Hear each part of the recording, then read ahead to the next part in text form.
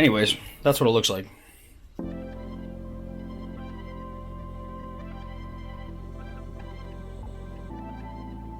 Alright, so I've got my respirator, I've got my sanding sealer, got my gloves, and I am going outside to spray. And we will start laying down some coats. Alright, we got a couple coats of the sanding sealer on. We went back and we hit it with a 120 again to knock it back. And it feels real good. Real good. So now we're going up to a 220 here. After we're done with this 220, I'll take off this disc and we'll go by hand, and then we'll either get the finish sander, the palm sander, the square one, or we'll just go to hand, and then eventually we'll wind up with hands across this thing. All right, welcome back to another episode of the Purpleheart Thinline Dalecaster. Thank you for coming. Thank you for being here. Took a week off, had a nice time with the family back on the East Coast, doing the Uncle Dale thing, and now we are back on our regularly scheduled program, doing 2 video drops this week, so you get part 6, you get part 7 as well. Stay tuned. Right now, we're sanding the body, getting it ready for that all-important coats of lacquer that is to come in the future. So we're going back and forth between putting sanding sealer on and then going up the various grits of paper, 120 to 150, 180, 210, 220, 320, 400, and so on. So that's what we're doing, and there's a lot of it. Enjoy.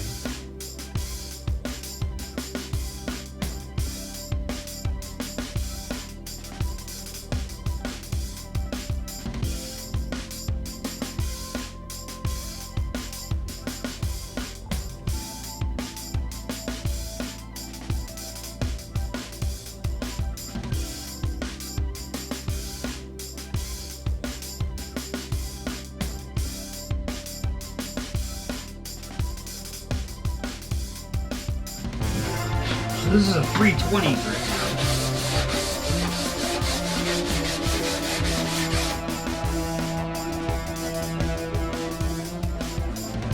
So we're moving right on up the ladder of sandpapers. You move to the hand pretty quickly when you're getting into the higher grits of papers, especially when you don't have discs for the orbital sander.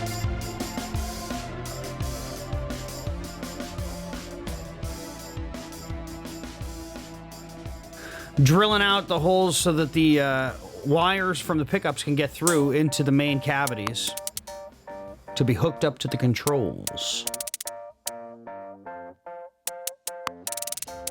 Hey! Alright, we got a couple more coats of sealer on there, so we're gonna let those set up for a while, and then come back and hit it with 400 grit. So you see I'm knocking back the sheen after that next coat of sanding sealer had set up.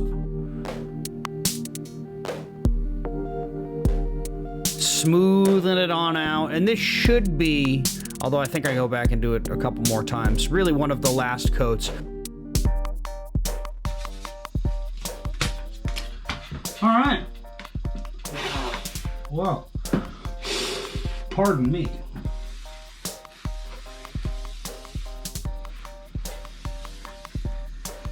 I think we might be leaving the body there for a little bit and coming back to her.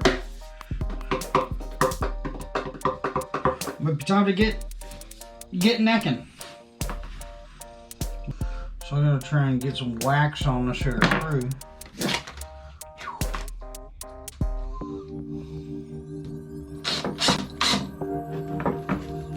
I'm putting wax on the screw. You can use soap, but it helps it to go in more easily, excuse me.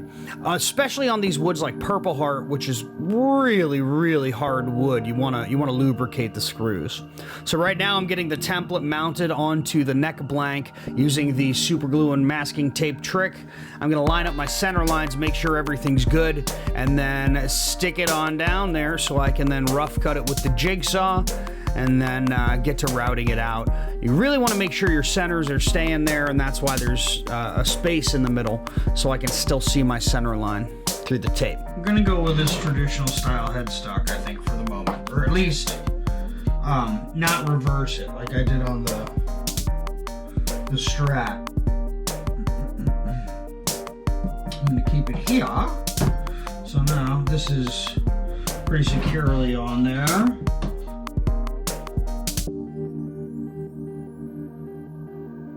I'm taking the opportunity to drill out the tuning hole pegs.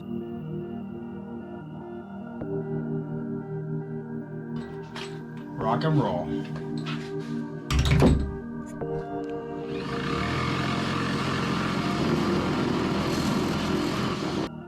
And now we are getting at it with the jigsaw. So I'm gonna leave a little bit of space on the outside of my template, and then I will come back later and clean it up with the router and the bearing bit right along the template.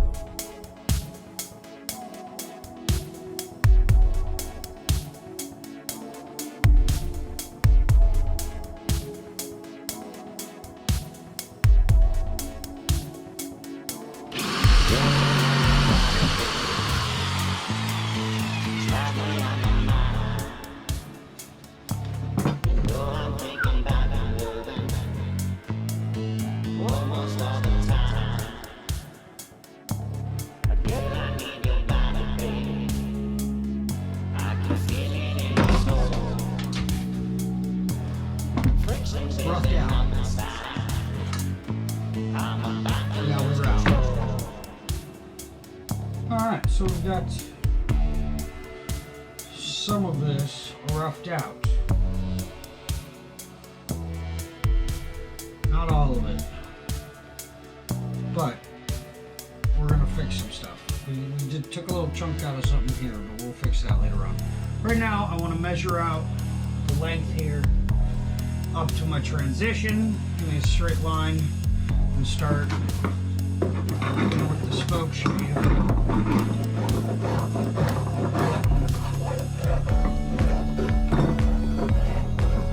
Some shape to it.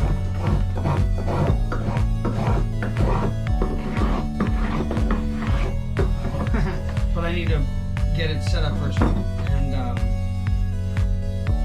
line on there. Yeah.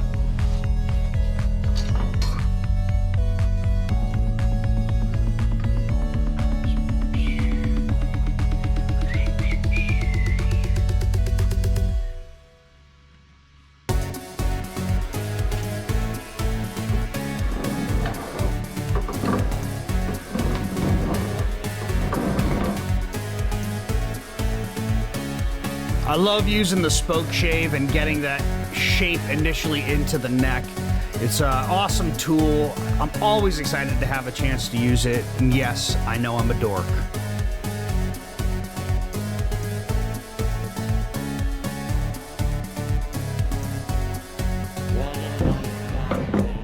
Now we're getting into it. And now I'm done for a little bit. It's really hot in here. And I'm fried. Well, I got this neck roughed out and butchered in places. I'm gonna get this truss rod on the center line. Start marking out where a pocket's gonna be.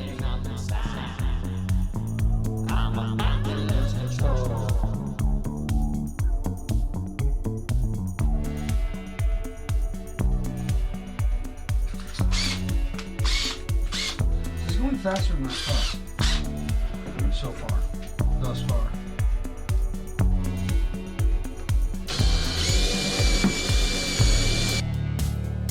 So what I'm doing here is drilling down that channel with my Forstner bit to get some of the material out so I can then go back with my 3/16, I believe that's what it is, chisel, and get in there and really clean it out and get it ready for the truss rod to go in. I don't have an ideal setup. I can make it a little bit better, but it works for me for this one. Another point in time when I would really like to have a drill press, or eventually I'm just going to get a router bit. But this Purpleheart's just a little bit hard to plunge cut that in with the router I have.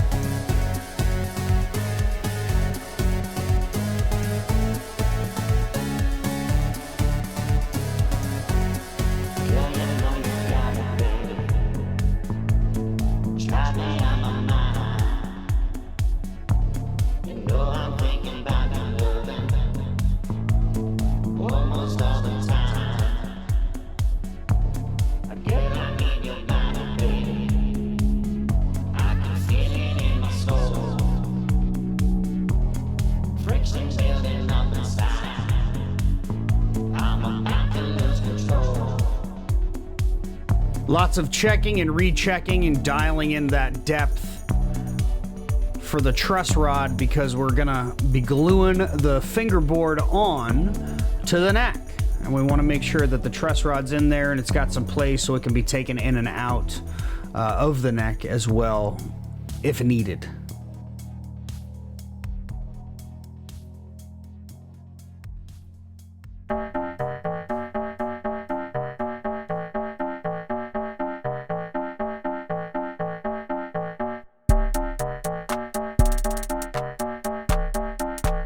Cleaning it up, getting it ready for next time when we will be gluing on the fingerboard.